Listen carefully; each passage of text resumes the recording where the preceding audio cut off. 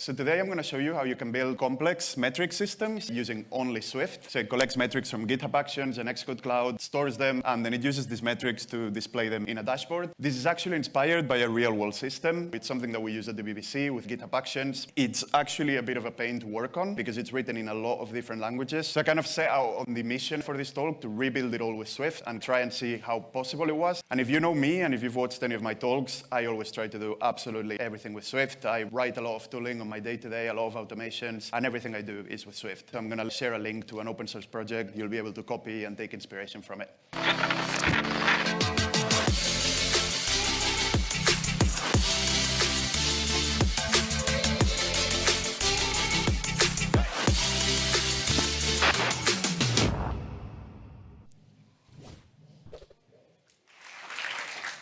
Awesome. So hey, everyone, and welcome to my talk on making developer tools with Swift. Yet another tools talk this morning. Yay. So yeah, before we get started, just quickly introduce myself. My name is Paul. I'm a senior software engineer at the BBC. I write weekly articles on my blog at paulpiella.dev. I've been doing weekly articles for nearly a year now. I am the curator of the iOS CI newsletter as well. I am based in Manchester in the United Kingdom, but I am originally from Barcelona in Spain. Nice. So what am I going to talk to you about today? So today I'm going to show you how you can build complex metric systems using only Swift. I'm going to show you how to build a metric system that aggregates metrics and collects and aggregates metrics for two different CI/CD providers for an application. So it collects metrics from GitHub Actions and Xcode Cloud, stores them, and then it uses these metrics to display them in a dashboard. So it plots a pretty nice graph, and it shows like a list of builds as well. So the most recent workflow, how long they took, their outcome, et cetera, et cetera. This is actually inspired by a real-world system. So it's something that we use at the BBC with GitHub Actions.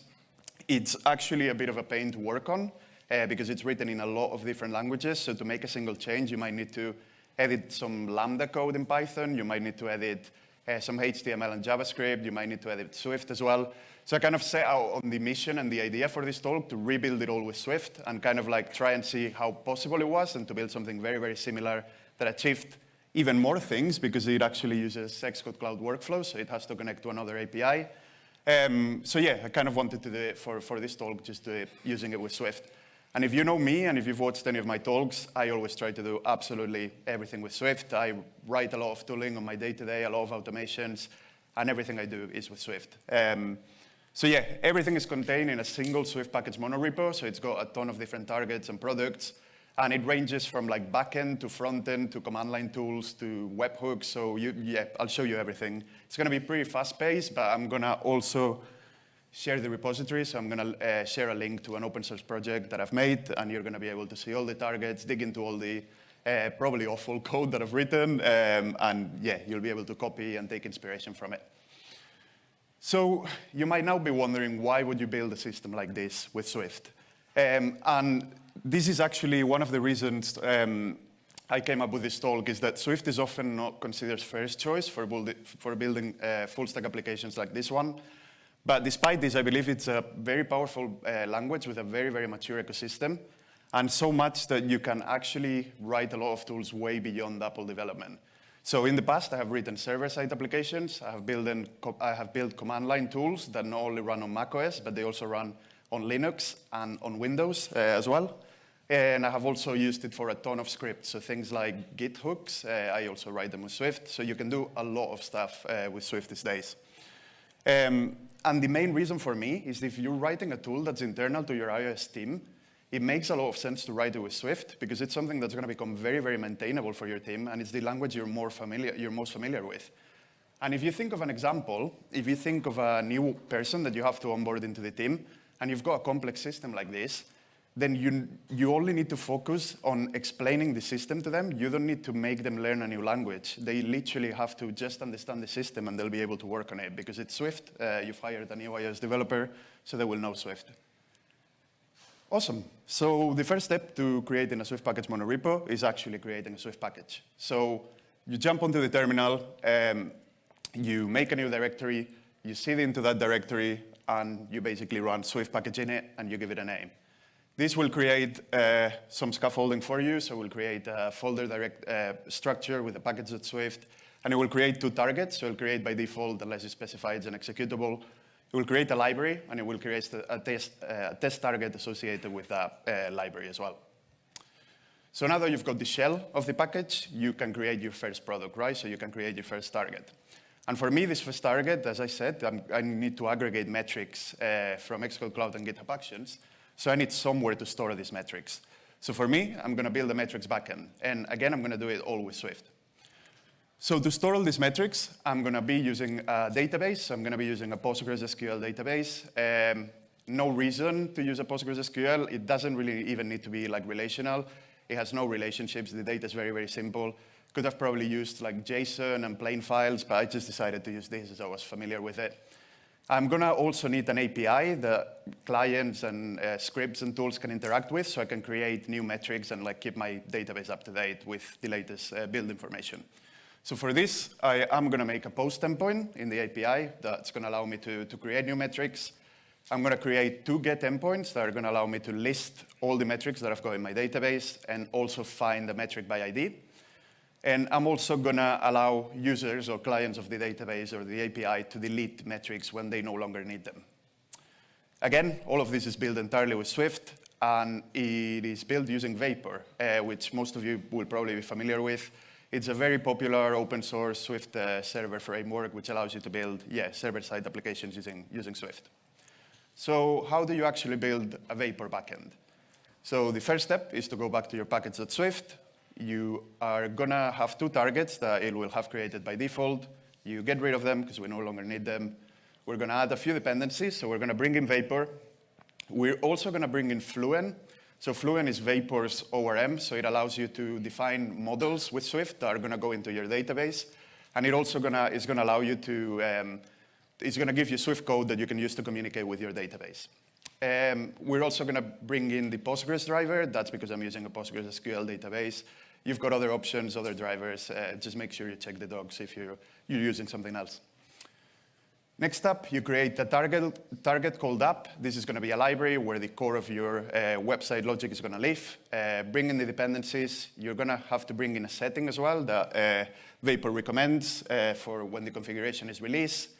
And then you've got a target where you put your applications logic, but you need an executable that you can run to spin up your server and start listening for requests. So Vapor recommends that you add an executable called run, and you make it depend on the app target. So now that you've got an app target and you've got an executable, you can start by modeling the data, right? So you need to define what's going to go into your database. So I create a model.swift file, and this model is going to contain a class. So we're going to import the dependencies, create a class that conforms to both model and content protocols. So model is a content from Fluent, and what this allows you to do is to define, it basically tells Vapor that this is an object that's going to go into the database, and it gives you a ton of like Swift code to interact with the database very, very simply. I'll show you how in a second. And then the content database, you can, we'll see later on how you use it, but you can basically think of it as an abstraction and JSON decoder to quickly decode the body of the requests. I'm going to define a schema. This is just so that you give it a name so that you can create a table on a database with that name. Then this is magic, like you define properties for your database like this. You give it Swift types. It's absolutely fantastic. And it can go even further. So I've got 2 properties, provider and outcome, which are strings, but I want them to be specific format. And I want a limited set of strings that I want to allow. So instead of having to do some like nasty string manipulation and checking strings and quality and stuff like that, I can literally just provide a codable enum, and that's literally it. You're just writing Swift. You're not going to be able to create a metric that uses anything else, any other strings, and you're not going to be able to decode anything that doesn't conform to that syntax, basically. So yeah, you get that nice little safety. You will know at compile time if you've got any errors, and you can handle like JSON decoder errors as well on your request, which is pretty good. So now you've defined your model. You need to create a table, and you need to tell how it should create the table on the database. So to do this, Vapor has a concept of migrations. So migrations, again, to do this, you need to create a struct called create metric. So you give it a name, you make it conform to the migration protocol, and this protocol is going to make you implement 2 different methods. The first one is going to be called prepare, and this method is going to be in charge of creating a table in the database.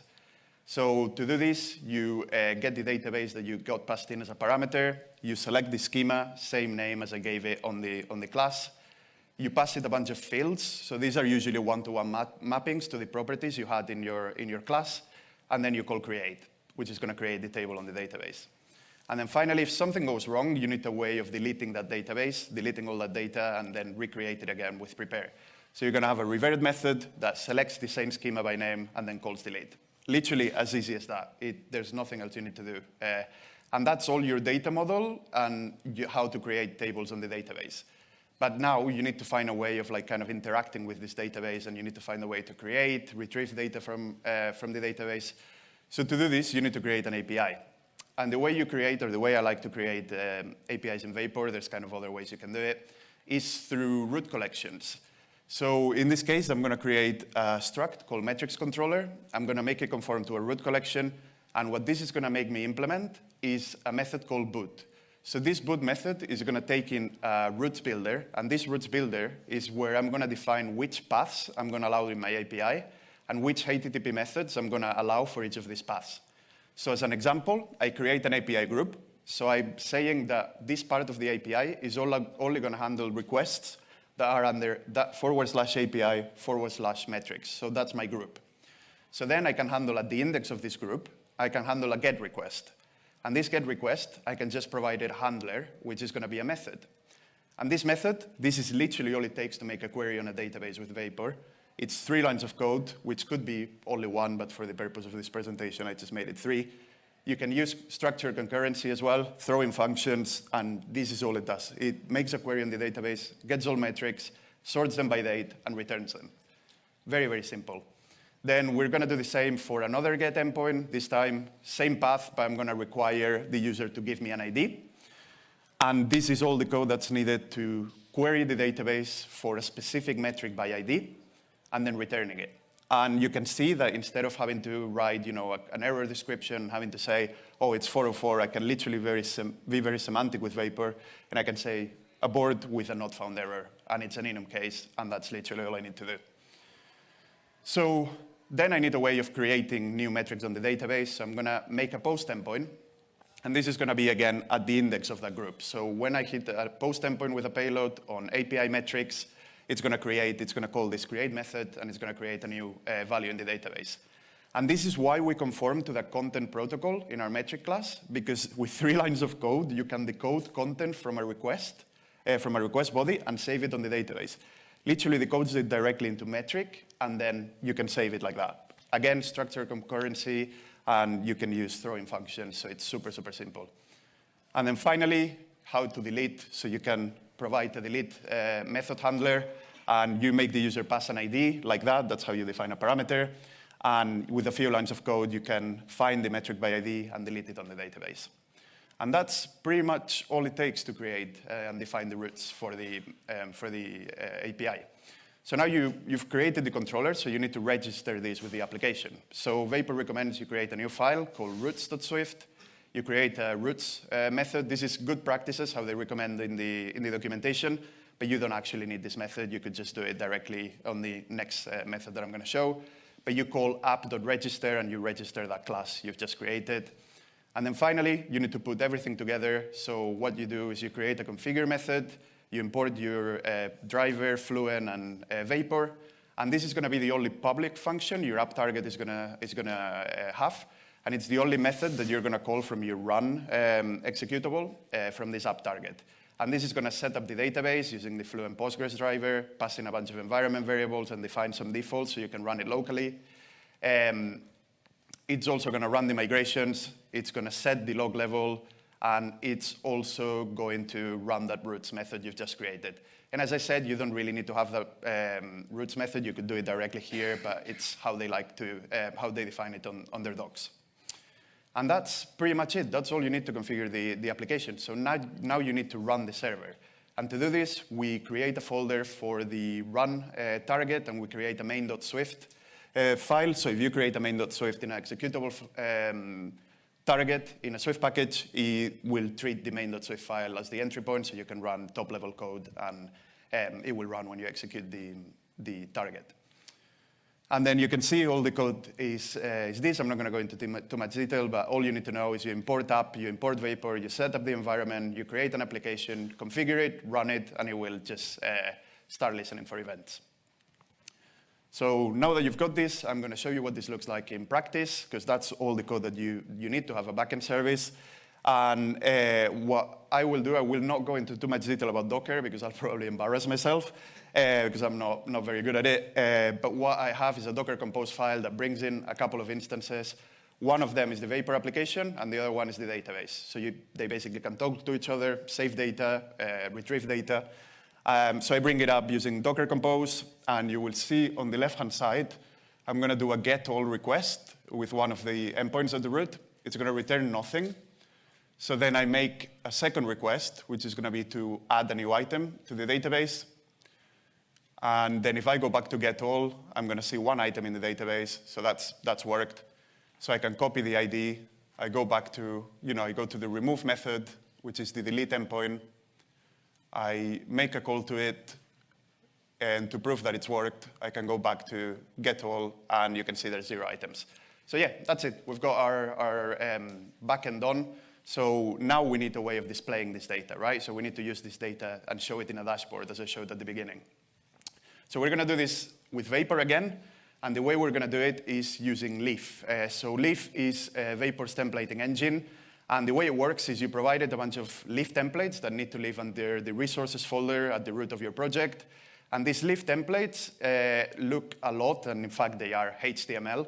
But they've got a bit of magic, like a bit of magic sprinkled on top. And you can actually inject data, and you can do conditional rendering like that. So I can iterate through my metrics here. I can print the duration, print the outcome. So I can do for loops. I can do if-let. So I can do conditional rendering. If you've used something like React, Svelte, something like that in the web, it's very, very similar, basically. Another templating engine makes it super easy. But how do you actually render these views from a Vapor application? So similar to what we did before, I'm going to create another controller. So it's going to be another root collection. Again, this is a different part of the API, so I kind of like to group it in their own controllers. I create another boot method, as we did before, and this time I only support one path, so it's going to be at the index. So whenever someone navigates to my index page, to my home page, with a GET request, so from a browser, for example, they're going to see the view. And the way you do it is you change the handler to return a view instead. And this is going to do the same as we did before. So we're going to run a database query to get all our metrics. And we're going to call request.view.render. And it's literally all it takes to render a template. You need to pass it a name to the template. Make sure that that matches that name. I've had a lot of headaches with strings and them not matching the name of the file. So yeah, save yourself the trouble and make sure that the names match. And then you need to pass it, you can pass it some data, right? So it just needs to be an encodable object. In my case, I made a small struct that's encodable with a bunch of metrics, and you can access the properties directly. You don't do context.metrics, you just access metrics directly on the template. And that's it. So when you run the application locally, full disclaimer with a lot of HTML and CSS magic that you're going to be able to see in the JavaScript library, actually, that renders the graph that you're going to see in the repository that I'll share afterwards. You'll get something like this at the homepage.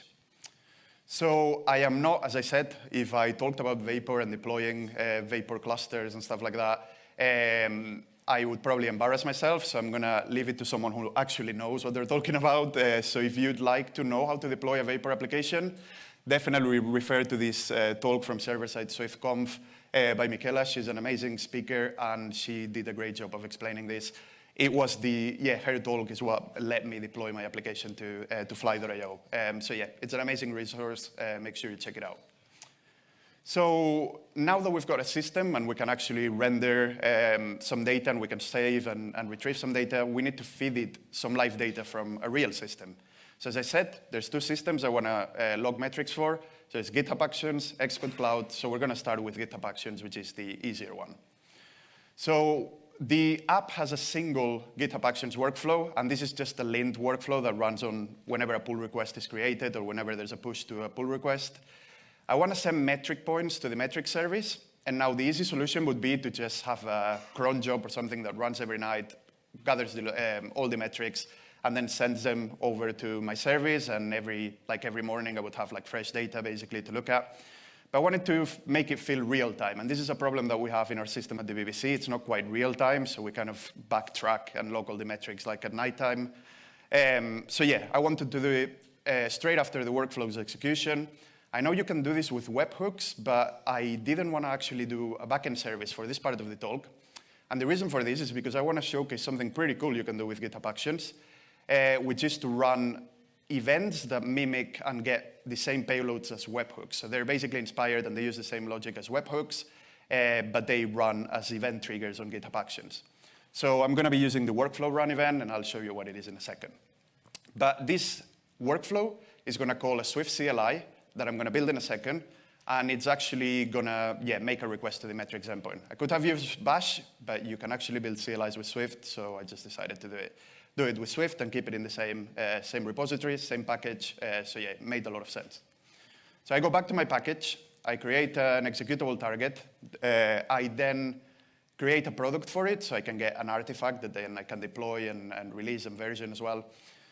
And then I bring in a dependency to make my life easier. So this is a hack. It's amazing. It's the Swift argument parser. You no longer have to dig into the command line, make sure the types are correct, make sure you've got a correct number of arguments. You can just use this library, and it makes your life so much easier if you're dealing with command lines and bringing in arguments. And then you add the dependency to the executable target.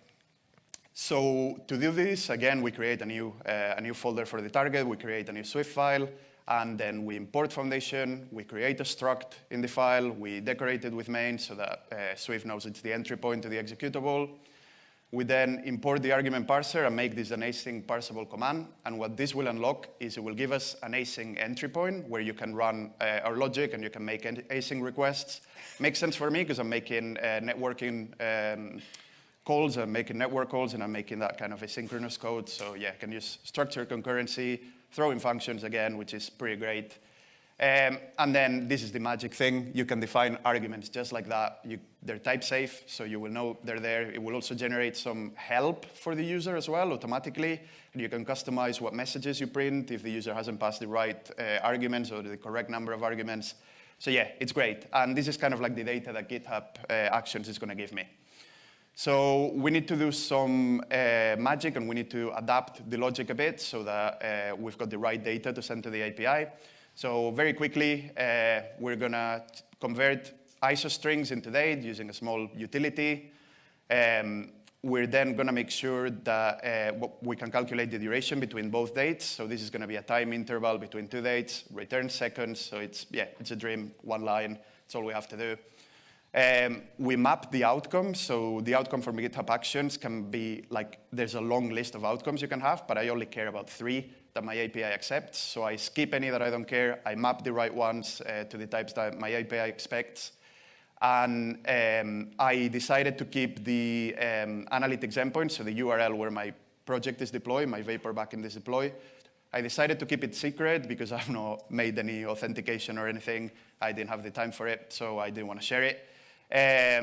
So yeah, I get it from the environment, very easy again. I make a payload, and then I send it over to my analytics service.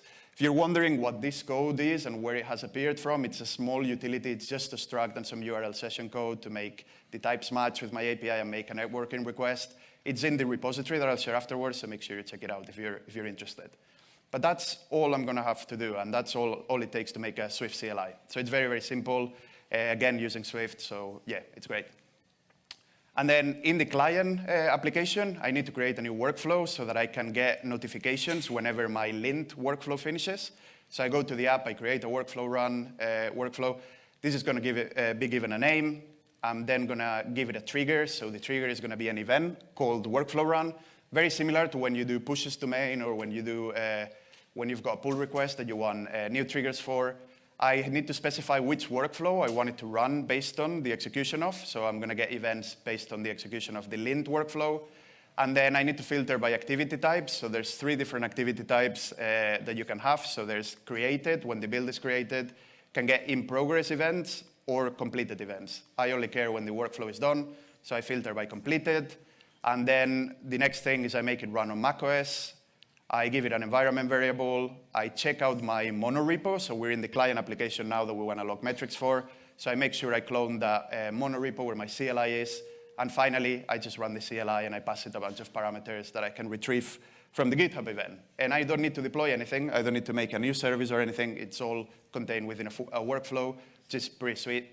And if you want to see it in practice, I mean, you don't have a choice, but yeah, this is what it looks like.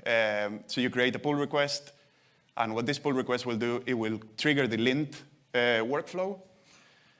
And once this lint workflow is done, again, it's a bit slow because it runs on GitHub hosted runners, which are not very, very fast.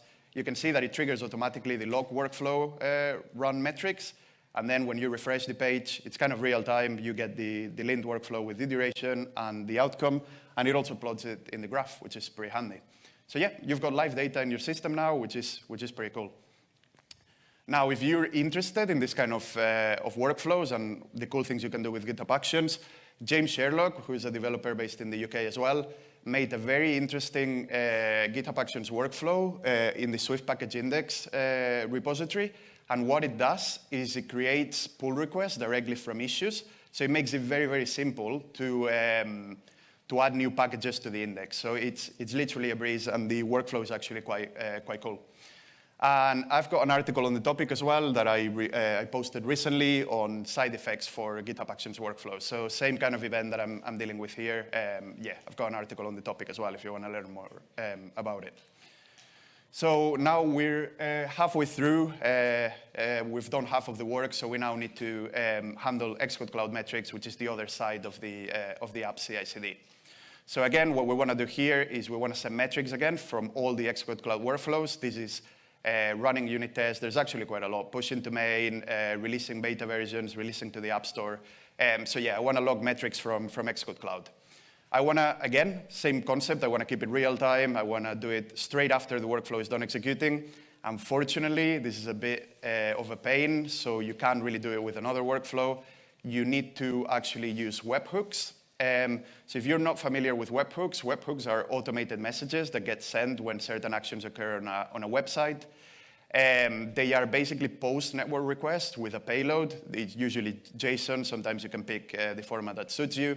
But what it implies is that you need a backend service that actually can handle these events. So in this case, I'm going to be making, to showcase another thing you can do with Swift, I'm going to be making a very, very, very small microservice. No server maintenance involved. I'm going to make a serverless Swift LAMBDA from AWS using only Swift, which is, yeah, it's surprisingly easy to do, and you'll see why and how in a minute. So we go back to the same package.swift that we had before. We're going to add some dependencies. In this case, it's going to be the Swift AWS Lambda runtime and the AWS events. We're going to create an executable target. And same as we did with our CLI, the Lambda is just an executable target. With some magic that you're going to have to do, you're going to have to cross-compile it to another platform. And you won't really have to worry about that, and you'll see why in a minute. And then we're also going to give it a product that we can actually get an artifact for outside, like in the build folder as well. So we create, again, a new file for the target. And in the file itself, we import all the dependencies. We create a struct that conforms to the simple Lambda handler protocol, decorate it with main, same as we did with our CLI. This is another executable, basically. And the simple Lambda handler is going to want us to implement two different methods. So the first one, it needs an initializer where all the shared resources across different Lambda runs are created. And in my case, I only have one expensive resource, which is a JSON decoder with a custom date formatter, so I can get all the dates formatted, and I can decode directly into a struct from the strings that Xcode Cloud gives me. And then I need a handle method. Again, you're going to use structure concurrency. It's going to be a throw-in function. Going to use Swift types. And this is all going to be very, very, very similar to what you saw before. But in this case, it's a network request, so you'll need to decode the body into a Swift type. Make sure that the execution progress is complete. So same as we did with the activity types before, we only wanted to handle the completion. In this case, it's the exact same, but it comes in the webhook payload. You then get the analytics endpoint, again, from the environment. You set up the analytics service. And then you calculate the duration. You also map the outcome to something that you expect. You filter any unexpected events from Xcode Cloud. And you make a request. Basically, you create a payload from a struct. You use some URL session code. Again, all of this is in the repository.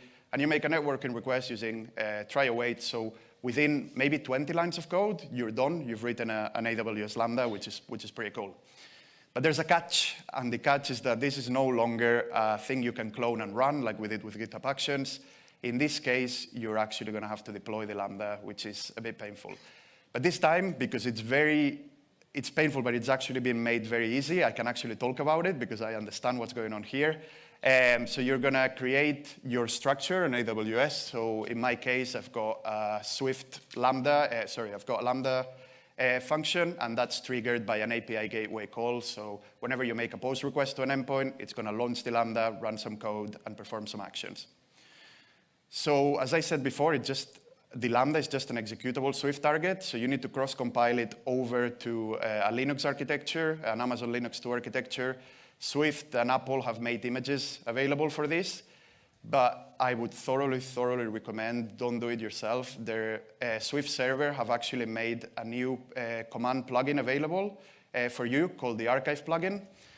So all it takes before you had to do some basically you had to build it with Docker, then archive all the artifacts and archive a set of files in a zip file that then you could upload to AWS. All of that is abstracted away in this archive plugin. So you can run Swift package archive and it will do it for you. I spent way too long, way longer than I want to admit, trying to figure out why this didn't work and why I was getting error. The magic is disable sandbox, which doesn't sound very safe, but you can trust, I think you can trust the developers of this command plugin. The reason for this is that plugins run in a very safe and tight sandbox, so you can't make any network requests from a Swift package plugin.